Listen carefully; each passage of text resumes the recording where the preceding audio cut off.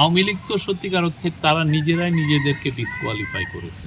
আওয়ামী লীগের সরি বলার সময় পার হয়ে গেছে বলে মন্তব্য করেছেন অন্তর্বর্তী সরকারের প্রধান উপদেষ্টার প্রেস সচিব শফিকুল আলম। তিনি বলেছেন, এখন যদি আওয়ামী লীগ এসে তাদের ভুল স্বীকার করে বা সরি বলে তবে তার কোনো মূল্য নেই, কারণ সময় পার হয়ে গেছে এবং তাদের মনোনয়নের সুযোগও আর নেই।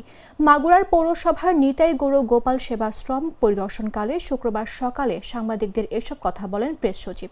একটা পার্টি যদি অস্ত্র হাতে তুলে নেয়, নিয়ে তার ছোট ছোট ছেলে মেয়ে ইয়াং স্টুডেন্টদেরকে খুন করে, তখন আসলে পৃথিবীতে কেউ তো তাকে আর ওই ডেমোক্রেটিক স্পেসটা দেয় না। এটা কোনো পৃথিবীর কোনো সভ্য দেশ এটা দিবে না। আপনি আপনার 10% থাকুক আর 5% থাকুক বা 20% থাকুক, এটা ইট ডাজন্ট ম্যাটার। আপনি যদি পলিটিক্যাল পার্টি হওয়ার একটা মূল শর্ত হচ্ছে যে আপনি পিসফুল আপনি থাকবেন, আপনি ভায়োলেন্সে জড়াবেন না।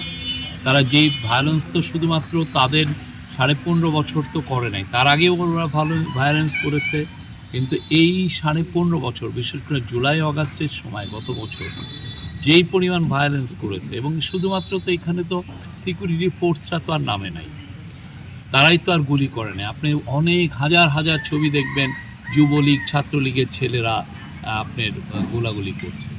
আপনি একটা লোক সে প্রোটেস্ট করছে একটা গভর্নমেন্টের, তাকে আপনি লেলিয়ে দিচ্ছেন, আপনার পার্টি কর্মী দিয়ে আপনি লেলিয়ে দিচ্ছেন। এটা কেউ পুরো পৃথিবীর কোথাও এই সমস্ত পার্টিকে কেউ ডেমোক্রেটিক স্পেস দেয়?